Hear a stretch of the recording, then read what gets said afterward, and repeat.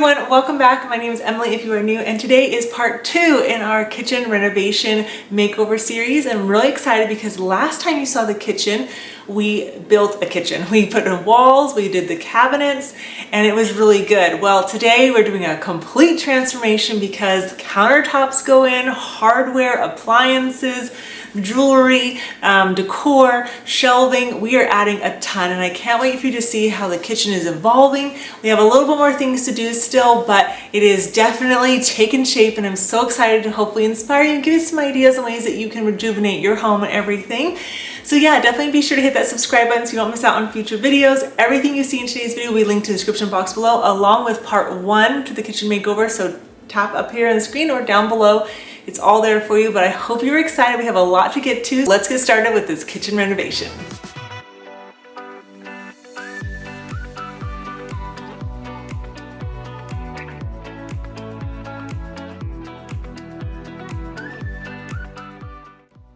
Alrighty, it's all finished. It's such an amazing job with it. I have a spot faucet, and then I have a soap dispenser there. And wow, it is just so nice. And then you're probably like, what is this for? It's for that sink that I showed you that has the trays in it, which is super neat. I've never had a single bowl sink, so this is really fun. But can you even see the seam? Look how good they did on that seam, guys.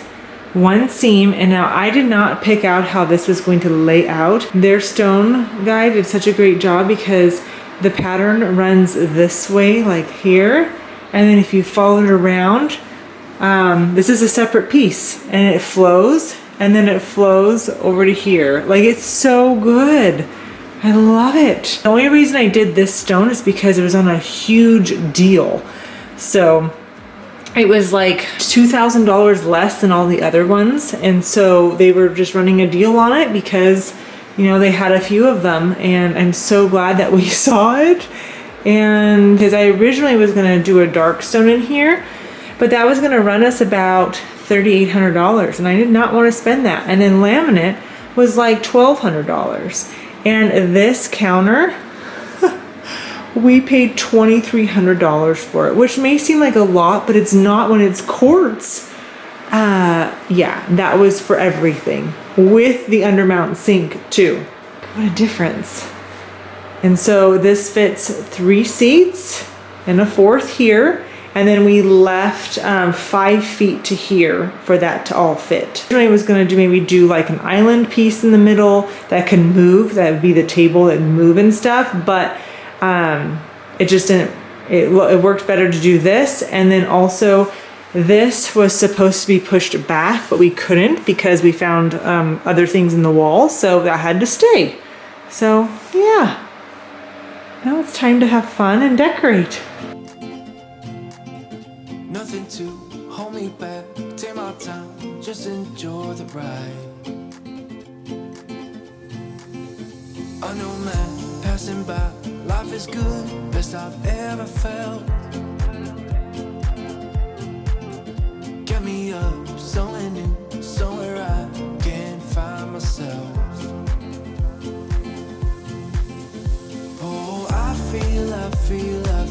I feel so alive. As I reach out to the sky. I found my way. I was in the dark against it all, but made it through the day, 'cause I found my way. For the window casing and trim, I decided to use 45-degree angles for the corners, and very simple, just set your miter saw to that. But I didn't want a seal to hang over because these are really deep already, and they were a little bit frustrating to cut, actually, the inner casing, because not everything was completely even. So the top would measure, let's say, 8 3/4, and the bottom would be 9 1/4. So it's a little frustrating to cut, but got there. Adding in that trim color, the same one I used in the bathroom, and I really like the way it adds just a little bit of contrast. Next, got the faucet installed, and boy is it a beauty. The gold on it is beautiful. It's the same brand as the sink, so I'll leave them both linked down below for you. The sink is really neat because it can hold a cutting board, a strainer, dish drying rack. You can just have the lower rack in it. It's really unique. I think I got everything. It is time to put up shelves. Here, I'm really excited. This kitchen has a long way to go still, but able to finish a couple things so far. So trimmed out the windows, did the seals, love. I'm actually thinking about putting like a glass shelf in there so that you could utilize it as a growing space as far as like putting some herbs or something like that. But we're gonna focus here on this corner for right now. Now, I was trying to find really pretty like champagne gold shelf brackets, but they do not exist for a decent price. I could find some brass ones, but they're like 80 bucks a piece. And I was like, there ain't no way that's happening. So, found these on Amazon. And the reason I chose these is because they can hold either 80 to 100 pounds per set, which is fantastic. So they are really thick. Like, I mean, they are jumbo. And the reason I chose these is because when you put these into a stud in the wall, this actually fits. Some of the shelf brackets that I was looking at go on the outside of the stud, which is not, I don't like that. I prefer to screw right into a stud versus the drywall and use an anchor. I don't like anchors. I prefer solid wood. So got these. These come in lots of different lengths. I'm using the wider ones because they have 100-pound capacity. They do sell these in a little skinnier, I mean like maybe a 1/4 inch skinnier, and they hold 80 pounds per pair. So it's your choice. Float, now you could do them this way if you wanted to, or this way. I'm gonna do it this way so they look like floating shelves. I'm gonna push the first one so that it's flush with the cabinet, and then the second one will be up here a bit. The hood still have to do, so that's, you know, what is what it is. That's a whole nother project. But, so we're going to put them around, and they're gonna be an L shape, so it's really hard to find L shape. So I bought fir, and I'll kind of show you what I'm doing here. So I took the measurement, and I have just regular fir boards, but these are considered 2x12s, but they're only 1.5 by 11.25. So, which is fine. And so they're gonna go like this in here. Finder, definitely. And this also, this one's kind of nice because it also will show you electrical too. Electrical will be yellow, red is the stud. And it will show like red here, from here to here. That's where the stud is. That's where you want to put your screws into to hold yourself, so it doesn't fall out of the wall.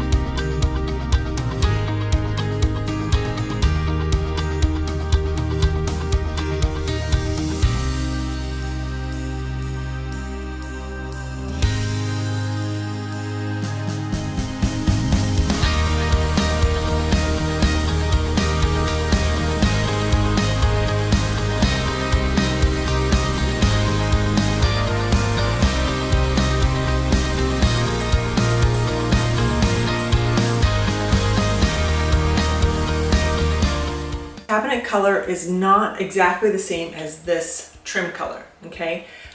So I'm gonna go with the trim color for painting them, but I'm hoping it doesn't look odd to this. This has a little bit more of a grayish to it. This, with the lights off, looks more grayish, so it's just gonna depend on how the lighting is going to feature it. Whether you plan on painting or staining your boards, you're gonna want to use at least 180 to 220 grit sandpaper. The smoother it is, the higher the number will be. And so I'm starting off with a 120 grit because these boards are a little bit rough and there's quite a bit of imperfection. So I'm going to try to smooth it out, and then I'll go back in with the definitely easier if you have a brittle sander. But yeah, go around and make sure when you are sanding, you sand with the grain. So the flow of the wood, that's the way you're going to sand, okay? If you're going, you don't want to go vertical if it's horizontal, okay? Because you will see that, especially if you're going to be staining. Now I will say, I started off by painting these and I did not like the color on the wall. So I ended up going with a stain that I had on hand because they were out of the color I wanted at the store, and all the other colors I had just did not look the way I wanted it to in the kitchen.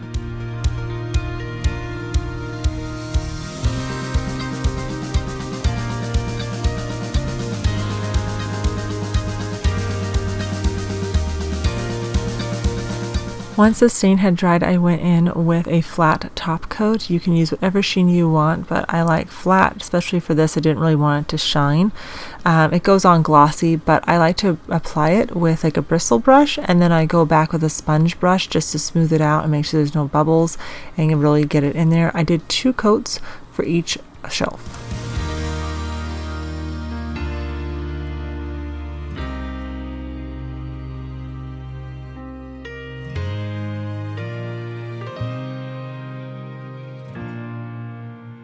A new day, so I thought I was going to be painting the shelves. Didn't like the look, so I tried a stain, didn't like that one. Tried another stain, didn't like that one.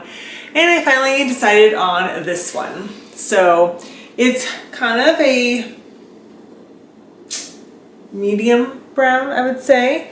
I didn't finish the ends on it because they're going to be hidden, but wanted to show you how that would look in here. So it's not super dark, it's not red. Trying to go back and forth. I wanted to do like a walnut color, but they were all out of the store. I was like, okay, so maybe that's a sign I shouldn't do it. So I decided to reuse one that I used actually on my kids' beds, and it worked out great. And beds I made with pine, so I wasn't sure how the color was gonna look, so I tested it on a scrap piece, and I really like it. I think it came out really good. This is fur. So fur has a little bit of red in it, so I thought, you know what, I'm just gonna embrace that and yeah, see which one I prefer. So I think it looks really good. It adds some depth to the kitchen. It's changing my game plan for this kitchen because I was gonna do everything a little bit more muted in here, but like the island, I was going to just paint, but now I'm like, okay, I think I should probably introduce this stain in on the island wraparound so that it adds some more interest, and then probably add this to the hood.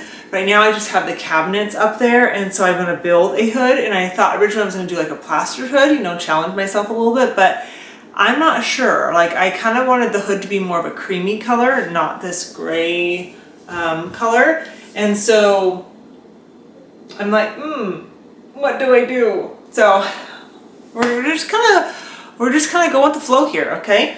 I was originally thinking it would be up probably around that height, which isn't bad, but I'm almost thinking maybe it should drop down because not everybody is as tall as I am, so for accessibility, you know, that might be nice.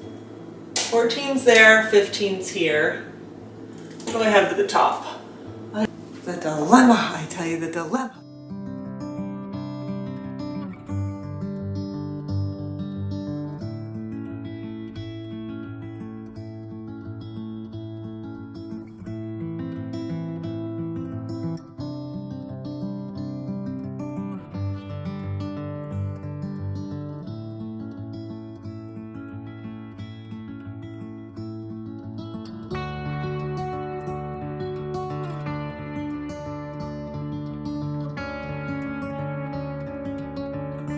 The shelves are up, it's time for hardware, and I want you to look at something. See how you can see the black here, how different of a feel it gives the kitchen, okay? Now, if I put brass here, or gold, look at the difference that it gives. Can you see that difference? It's a really different vibe. So hardware will change the complete look of your kitchen. It's like paint, okay? So I found a couple that I like. I decided to go with a little bit different style. I originally got like a cuff handle and I didn't care for that. And so I found these on Amazon and I really, really like the shape of these. They're a little bit more modern and I've never tried this style before. Requires 2 screws. And then I found, to match it, I found some knobs, but they look tiny, so I'm not sure if they're gonna be a good enough size, but I really, really like them. So now knobs and pulls are personal preference. When you hang them up, they could go here in the middle. I usually tend to go in the middle or here, or you could put them up higher. It's your choice. But this is what I have in our current kitchen now, and I like these a lot. Same coloring. Well, yeah, same coloring. This one just shines more because it's round on the front, and this one's flat, has like a little bevel. But they're chunky. But do you see the size difference? So that shows up a bit better. A 5-inch pool, and this is a 7-inch. I wanted a pool for the drawers here, and then for the larger drawers, I have 36-inch drawers. Technically, I should go a bit larger, probably at 12-inch, but they don't sell this in a 12-inch. So I like the size of this, and it doesn't look bad on it. So they sell them in lots of different sizes. I'll leave them linked down below for you, but I think they're really beautiful, and I'm really excited for these. Considered templates, and you really want to get one of these. It makes your life so much easier, and it keeps everything in line. There's different holes. What you're going to first do is figure out where it lines up. So my holes line up on the outside, so they are 5 inches. So my drawer is 20 and a half. So half of 20 and a half would be 10 and a quarter. So I'm going to line up the middle hole with 10 and a quarter. Then it should put my other holes even. So this one's at 7 and almost 3/4. This one would be at 7 3/4. And a quarter, so I'd want to do 1 1/8. You can reach it.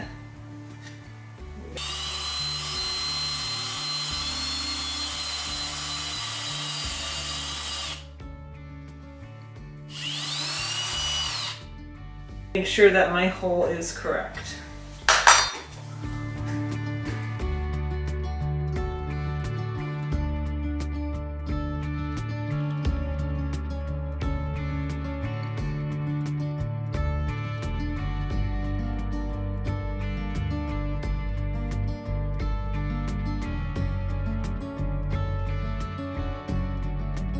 This screw is too long, this screw is too short.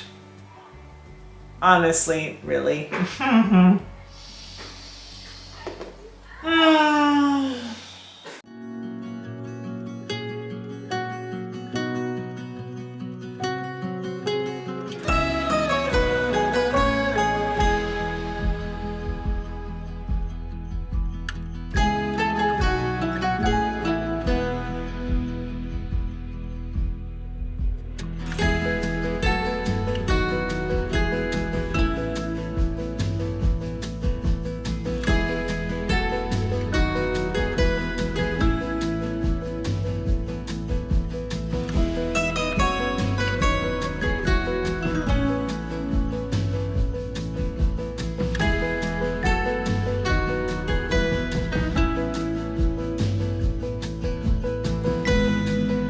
Hope you have enjoyed how I have built and been transforming this kitchen space.